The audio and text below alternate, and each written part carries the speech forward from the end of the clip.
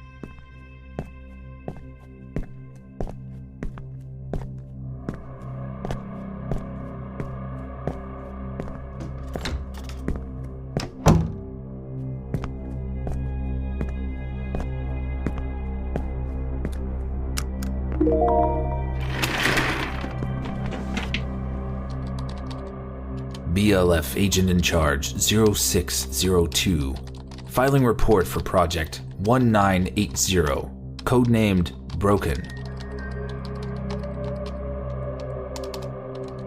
The anomaly has shown several audio and visual elements relating to the incident in Highbridge.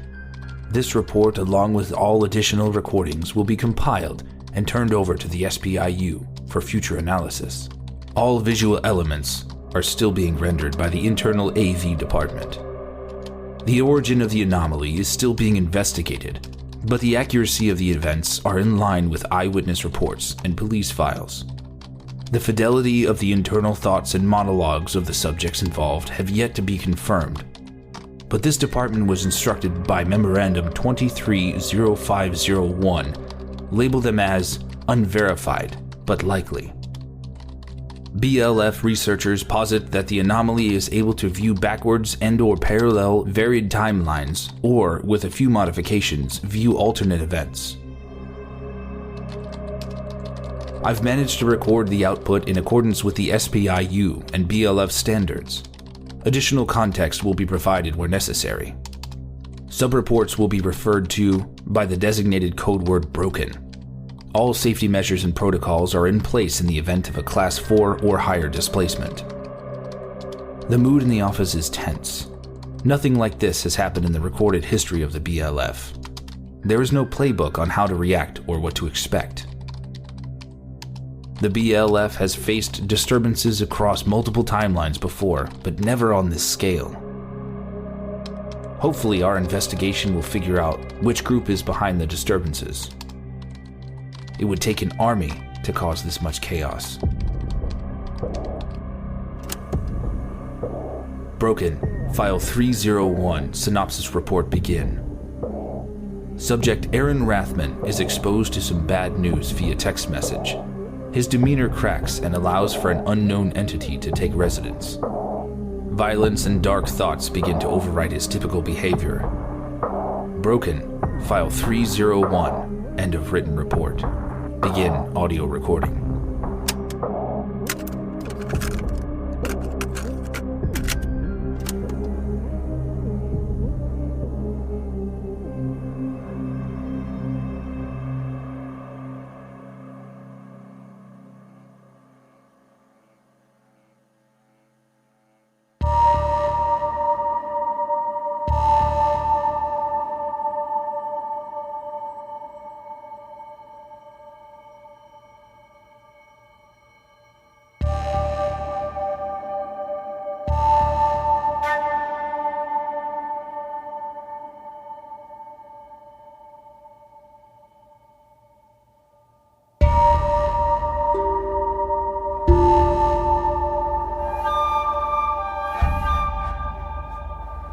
This job was going to be the death of me.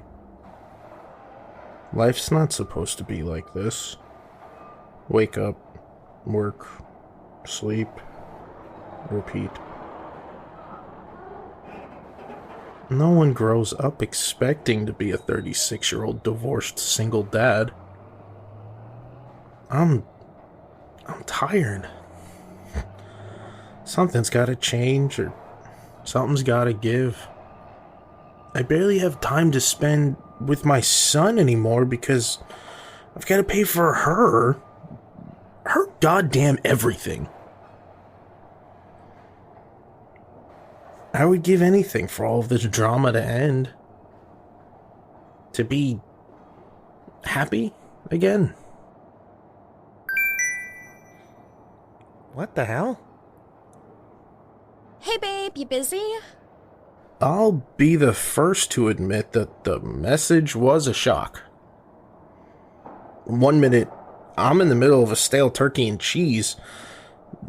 The next, my ex-wife was not only friendly, but flirty? My mind reeled. How should I respond to weeks of tears, brutality, and arguments? And Marcus. Poor Marcus. Teenagers process divorce differently.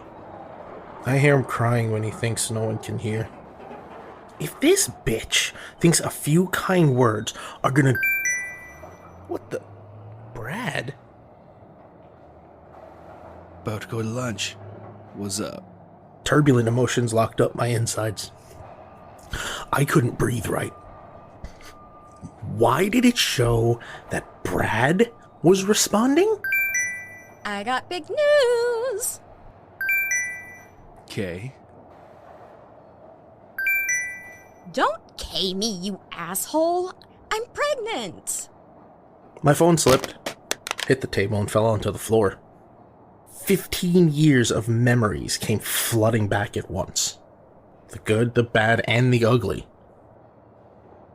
I stared at my phone on the ground.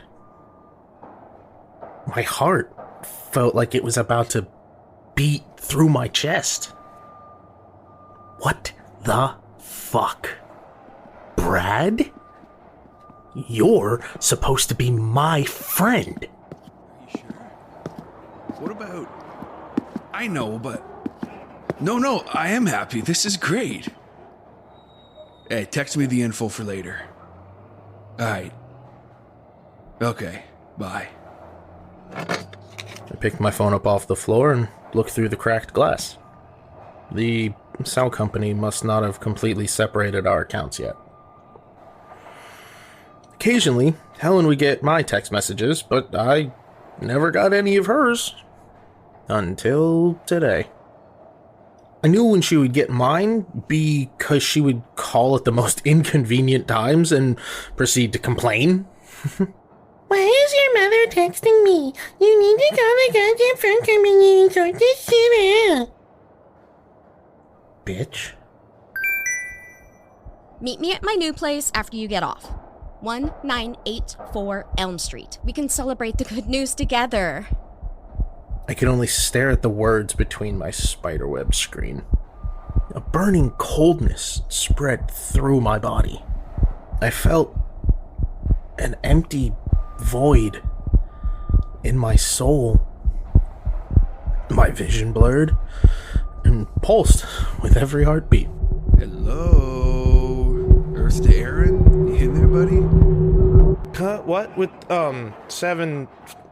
I mean, that's the... What? You okay? What do you... Ah, shit, man. You break your phone? I sat open-mouthed for a moment. All I could imagine was choking him to death with my hands around his throat. I wanted to devour this traitor's soul. So, I'm gonna have to bail on coming to your house after work. Oh, yeah? Hot date? Nah, I forgot that I volunteered to work a double today. Production is down on the floor, but the warehouse reorganization never ends. Aw, man, you got that pissy look on your face again. I'll make it up to you. Hot, burning rage ran like magma through my veins. I somehow forced a supernatural calm onto my exterior. If I didn't, I might just dump his body in one of the chemical vats before shift was over. I locked eyes with this traitor, ready to unload. Hey, Aaron, you done with lunch yet? Wally needs you to move some barrels of nasty shit down to the disposal area. Saved by the fucking bell. No, looks like I got work to do. We'll catch up later. Yeah. Hey, I know the divorce has been rough on you and Marcus, but things will get better. We'll all plan a guy's weekend or something. I'll get your mind off things. Like you fucking my ex-wife? Like you having a child that would grow up to be Marcus's half-brother? I feel the shell of my phone's case cracking under the pressure of my grip. Sure, just text me the info for later. Okay. Don't spill any of that hazmat stuff out there. Side snares have been cooking up some gnarly shit lately. It won't give you superpowers, but it will melt you down to the bone. I should dump whatever this hazardous stuff was into this break room while he's eating. Backstabbing prick. I walked out of the cafeteria and threw my phone as hard as I could against the nearby wall. I felt warm blood pooling in my hands. I'm pretty sure a piece of the case broke off below the surface of my palm. Whoa, you okay? No, I'm good. Just cut myself. I'm gonna go clean up and get those barrels over to disposal. All right. Don't let Wally see you running around bleeding everywhere. He'll have a shit fit.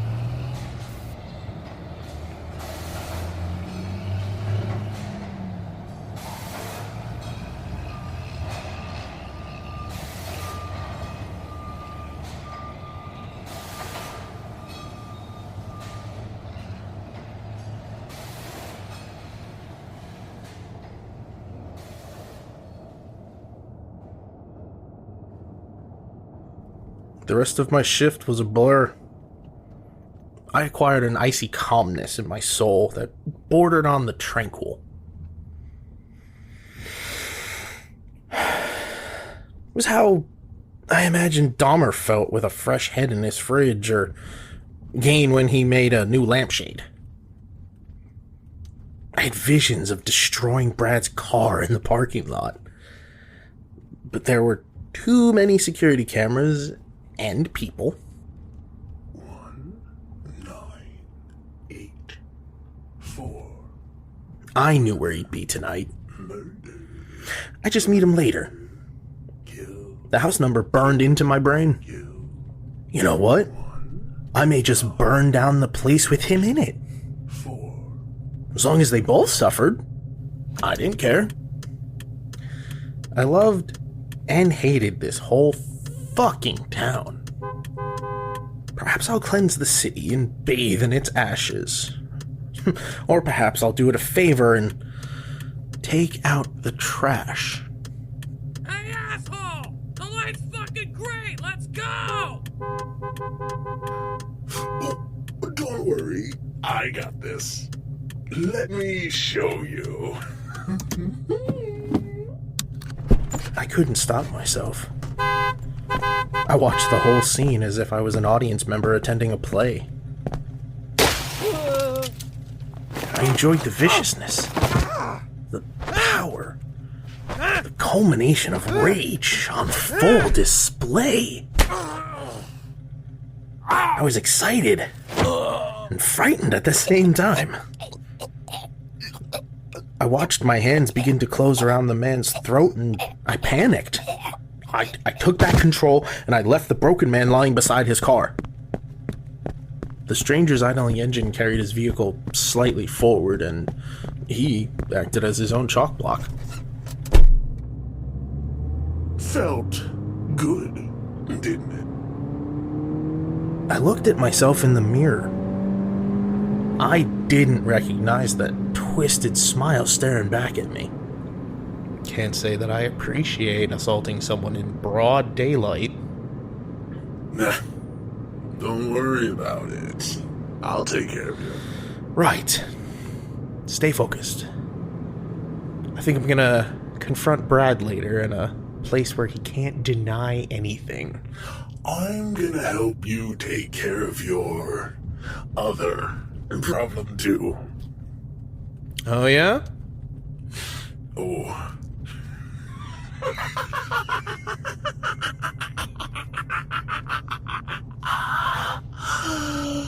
Just wait. I'll show you.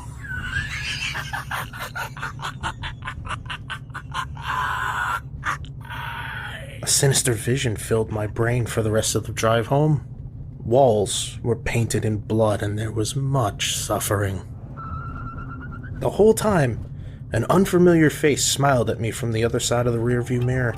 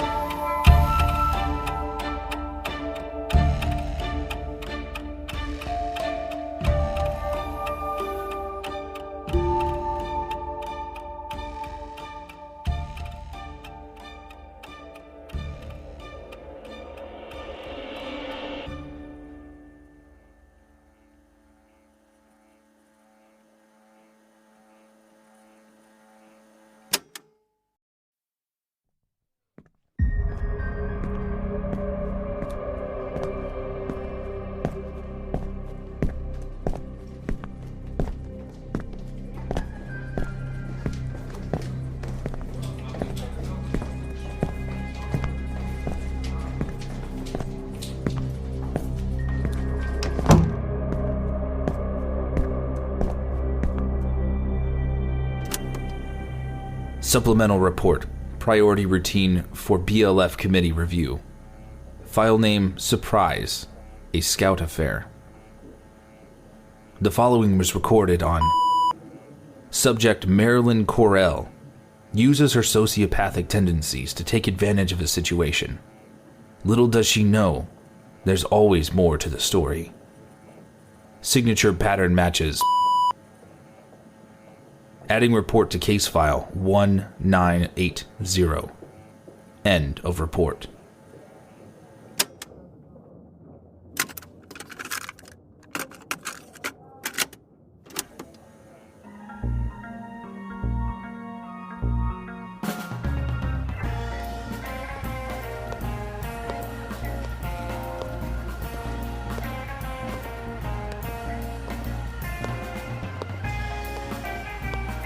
My name is Marilyn Correll, but you can call me Mary for short. Everyone else does. I can't express how much I hate surprises. I mean, in any form. Birthdays, weddings, parties, bar mitzvahs, pleasant, you name it. I don't have a heart condition or social anxiety. Probably.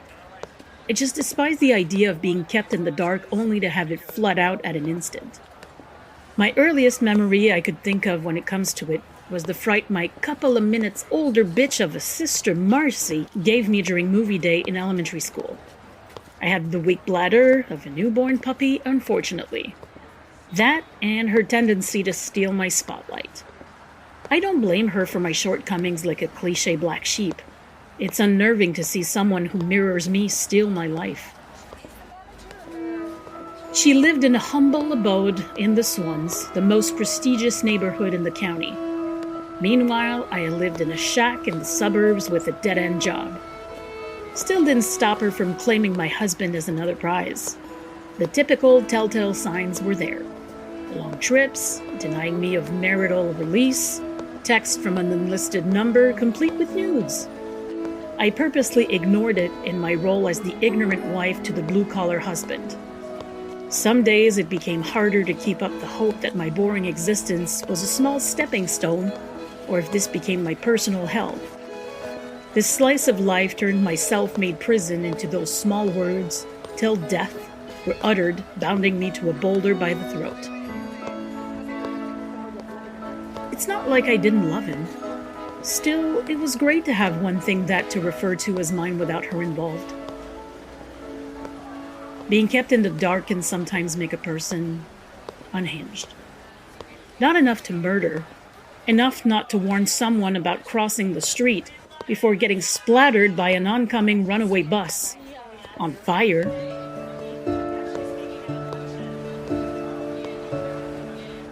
I had it set up. I pretended to be the reject doppelganger with every one of her mannerisms studied. I had another part to play, an act of the bubblehead slut instead of the introverted I've known to be. I reluctantly asked to borrow a few of her dresses with the excuse of going out for a new job interview. She gave me the advice to be the eye candy for my employer. I spent weeks pretending to listen to that skink's boring-ass stories on her undeserved accomplishments, gossip, and backhand compliments. Before you say anything, don't you judge me. You don't know what it's like to be in the same radius as her. To suffer from her continuous blathering about what she has in her life. Ugh! How was I able to not kill her sooner was beyond me. I'd schedule a session through a pump and dump app they messaged me on when she left her phone during our bonding time. It shouldn't be this easy. Apparently, they both share the same brain cell since he didn't see through it either. I was too good of an actress. The message stated they'd meet at the honeymoon suite at the Buttons and Bows Hotel downtown at 5 p.m. The same place my parents tried to talk me out of after my husband suggested it, since it was closer to home. In hindsight, I should have listened. Bastard was too cheap to spring for newlywed suite. We met up in the soft pink foyer where the concierge surprisingly remembered us after all this time. They still kept the Polaroid we took as the happy newlyweds on a small gallery behind him. Of course, he didn't know who my husband was actually with. He gave us the heart-shaped room key that showed signs of being constantly used. There's a sense of symbolism there that wasn't unfounded. We made our way to the top floor. To sell this, we'd get to the college-style make-out session with each smooth suck and nip to the room. I'd stopped for a moment to tell him that I wanted a shower before giving him a special surprise. He frustratingly relented at the same time, showing a youthful eagerness to see what it could be. As I strutted to the bathroom feeling his eyeballs follow me with each subtle wiggle, I switched on the stereo to smooth R&B, playing as loudly as it would let me. The tones blended in with the other residents' respective tracks of their own. I turned the hot water on enough to have steam seep through door cracks, forming small ghostly shrouds.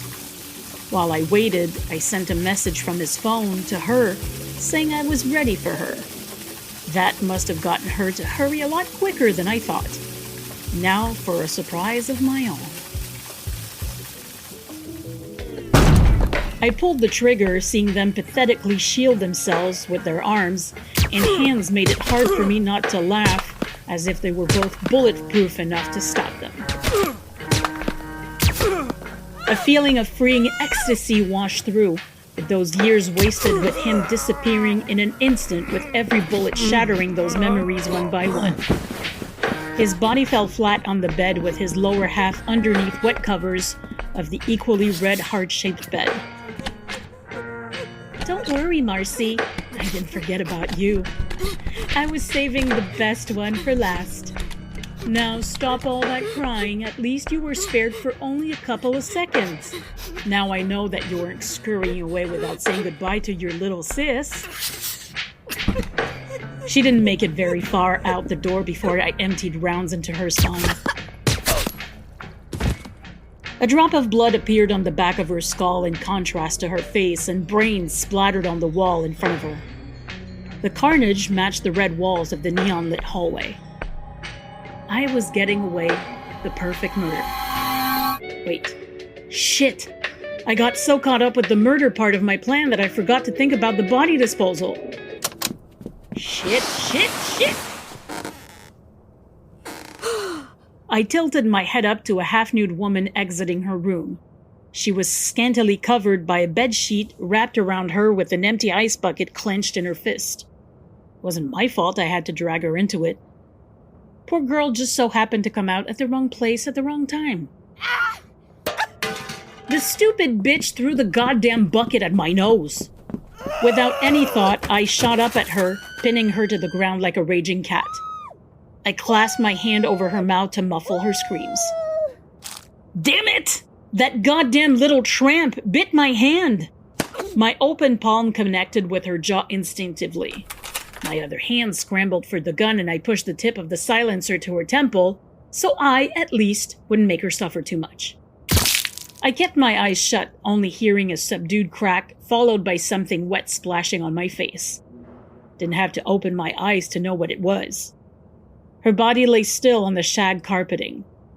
A moment of remorse almost took hold of me. I've now involved an innocent bystander in all of this. Then again, who's to say she was really innocent?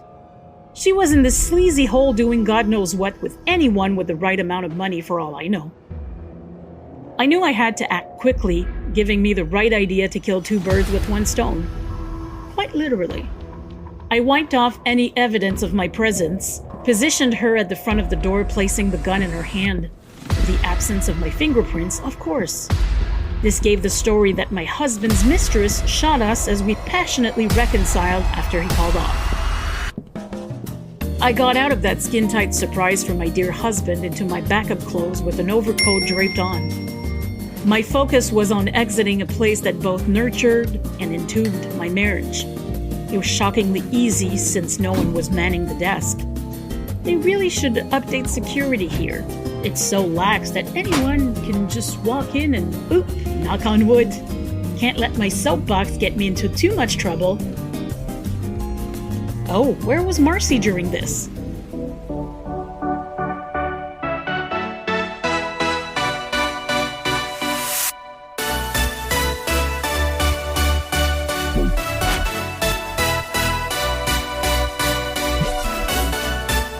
She was right in her comfy home in the slums. I figured I deserved all of it anyhow. What other way to have my dear sister live on than to take her place? Marcy would want me to be happy. I felt in control for the first time. I had no idea how good she had it. New car, check. A brand spanking new house, check. Freedom, check. Money, check. This was my ticket to my dream life without any anchors dragging me down. I mean, they always say leave old memories behind, you know? I'm a mourning widow after all.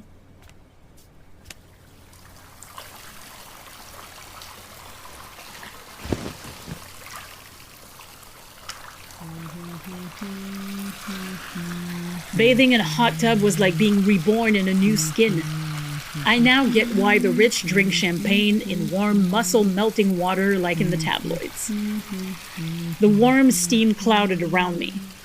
My mind swam as if I was being high and drunk all at once. I felt myself nodding off into the soothing waters until... all right.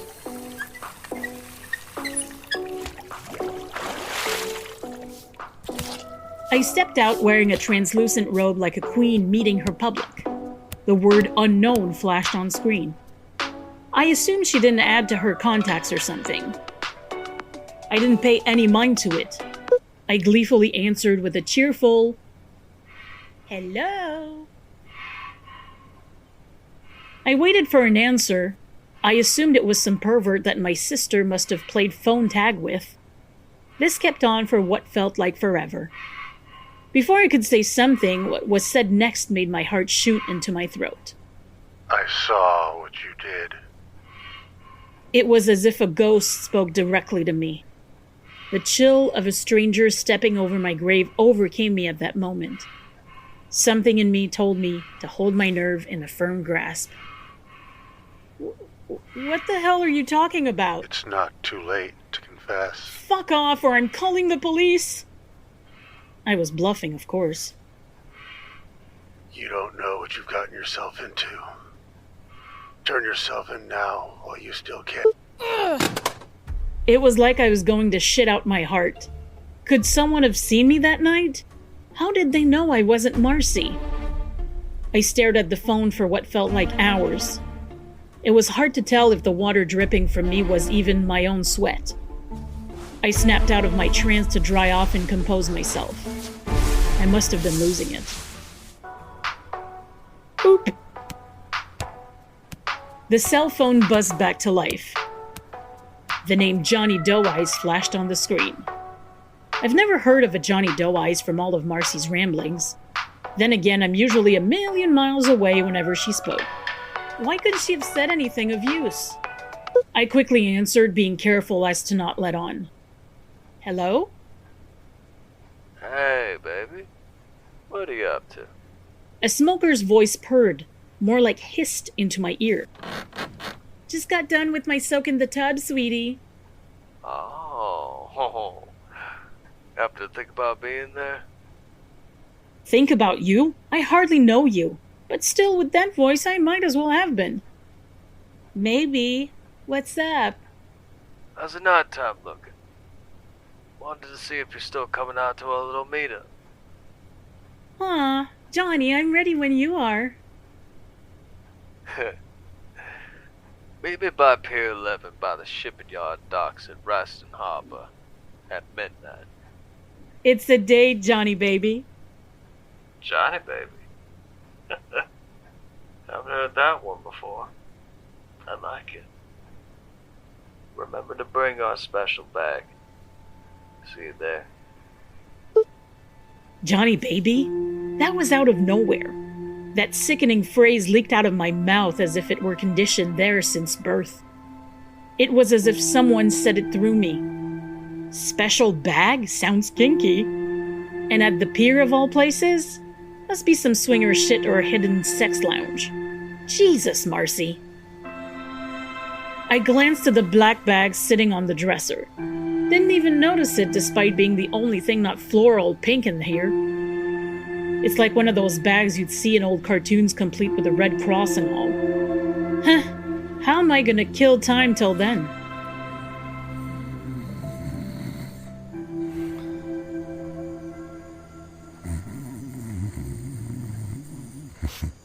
Nighttime came faster than I thought. I felt my brain rotting while watching reality TV. Was this all she watched? Yuck. No wonder she turned out the way she did. They weren't so bad. Ugh, what am I saying? Let's see if anything else is on. The body of a vagrant was found in an alleyway in the aftermath of the worst snowstorm to hit the city in years. The homeless man's face was left unidentifiable by the impact. There's nothing even remotely interesting on as I swam through the sea of channels.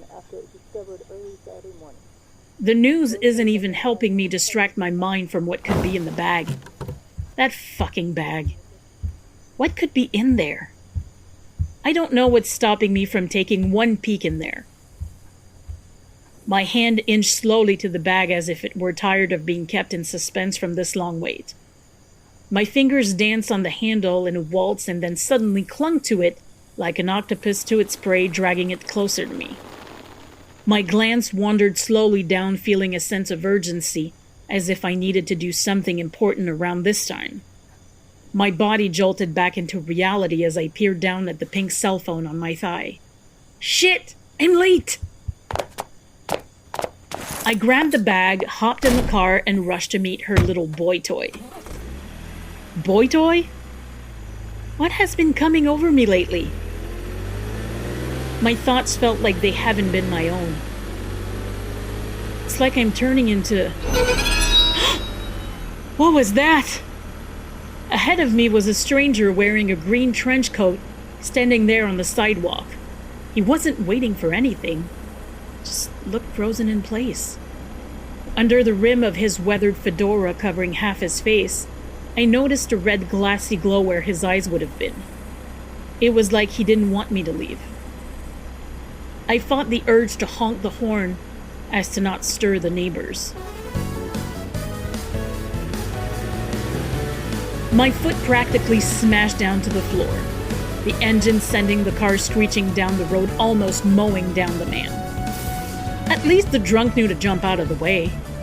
Didn't want 4 deaths on my back. Still, I think I might have seen that bum before, but I couldn't place where. It's not out of the norm that the homeless often crawl around the city like rats. That red twinkle. It was like it looked into my soul. I switched on the radio, hopefully to drown out my thoughts. I had to gather myself. Clear my head, you know? I don't feel bad for what I've done. Don't feel bad about it at all. That bitch had all of it coming for years. I was just too chicken shit to do it before.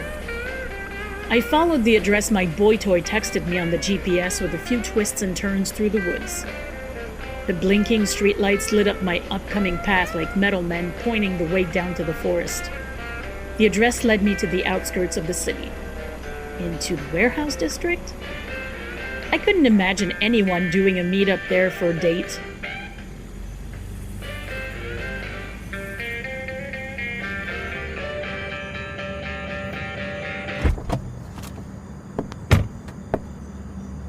Clinging the bag tightly, I walked across the boardwalk into an abandoned shipping yard. A bolt of lining raced down my spine. I had nothing to defend myself with but that bag. Mist from the ocean seeped out in between the planks like ghosts reaching for my ankles. A flash of bright light broke through the grounded clouds, nearly blinding me. I used the bag to cover up my view. I peeked my head from behind to see a group of what it looks like to be about 3 men standing beside a limo. It sparkled in the moonlight without any hint of mud or dirt. I might have seen this beauty on the sidewalk of my sister's place once or twice, but never met the owner. Hey, baby. You finally showed. I was starting to think you stood me up. That voice. Now it clicked where I'd heard it. That car! That voice! It came back to me now. It belonged to the cruelest man in the city. I saw a news report on this monster. Interviews that he conducted were trying to make himself out to be a celebrity rather than a pariah. It belonged to the Serpent, an infamous con artist, drug dealer, and hitman with a list of powerful people under his thumb. The city was his playground. He was a trickster deity enticing only death and mayhem. What was he doing with my sister? As he approached, I could make out his face. His skin was pale like that of a dead man's. It hung loosely from his face with scars resembling scales plastered all over. His eyes were colored red as fire. A toothy jaw that swung open into a permanent monstrous grin. I wasn't sure if it was a Halloween mask or prosthetics or something. That he had to take these measures to disguise himself? Possibly it wasn't a disguise. It was his namesake. His clawed hand outstretched to me, beckoning me to hand over the bag. I stood frozen, clenching the handle as tight as I could. His pupils began to slant into slits. Did he know something was up? God damn it, he knows.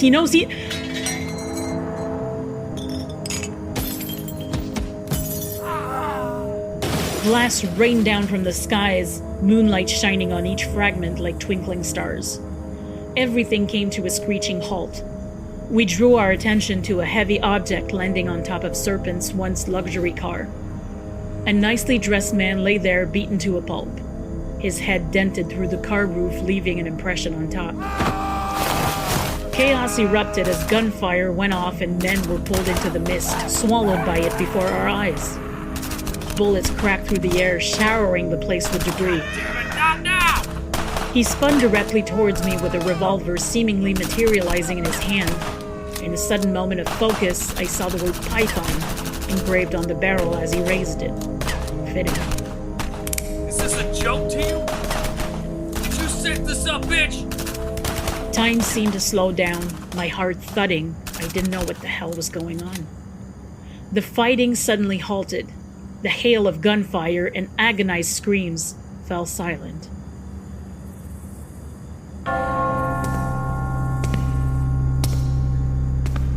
The look on the Serpent's face spelled out one of fear and raw hatred at the something lurking behind the shroud.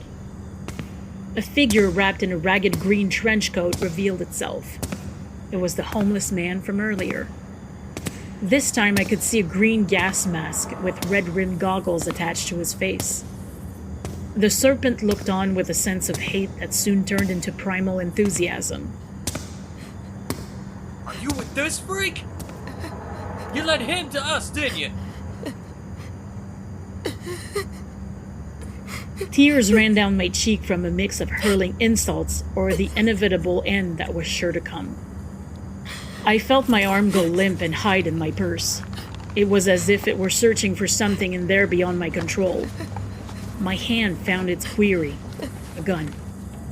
My finger planted on the trigger.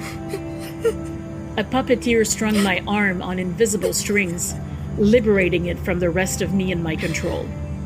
My hand jerked out of my purse with the gun. Where did my sister get this? She didn't seem like the type to have anything to do with them.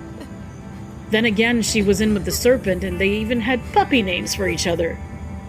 Next thing I know, a stream of bullets was fired by my numb hand into their intended target. Unfortunately, not instantly fatal. Nobody tries to fuck me. I do the fucking here. Each round rocketed through my torso with intense pain, rending my backside into a bloody mess.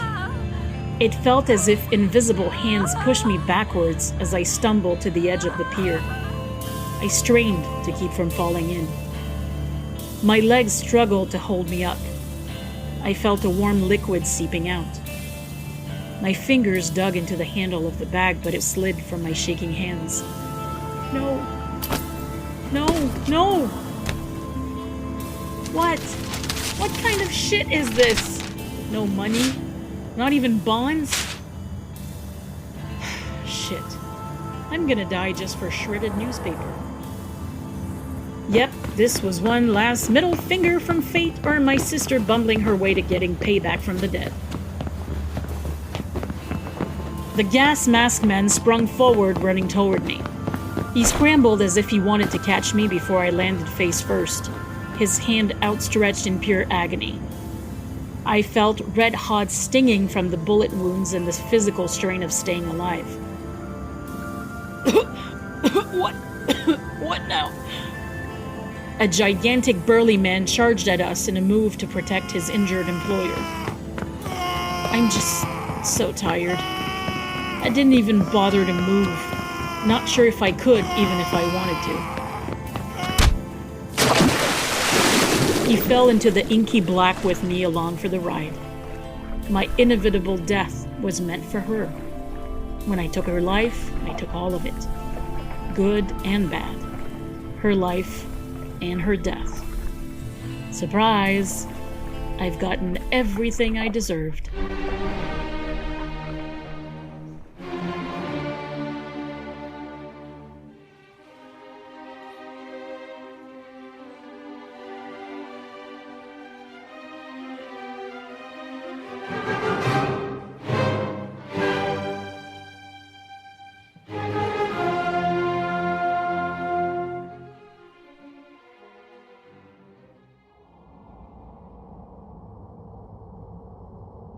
We All Start Somewhere was written by Arthur Unk and performed by Tanner Wood, with an original score produced by J.M. Scherf.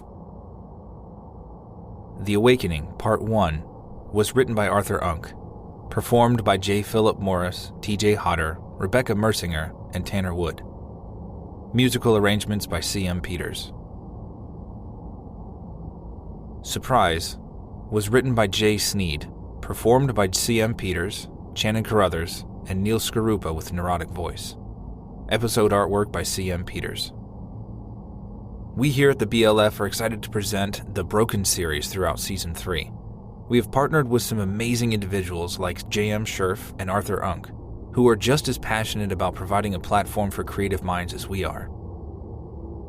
I can never say enough wonderful things about the community of self-dubbed baseliners we have built on our Discord server. Truly a welcoming collection of creative minds. Consider joining us there if you have creative ideas, need inspiration, or maybe hop in on some game nights we host on a regular basis. Finally, we do want to send a special thank you to our patrons. Your contributions to the BLF really do keep the lights on. All the eternal love and appreciation to you guys. We're always looking to support new voice actors, writers, and producers. Please reach out via email if you have any interest in contributing to the show. All the links you'll ever need are in the show notes.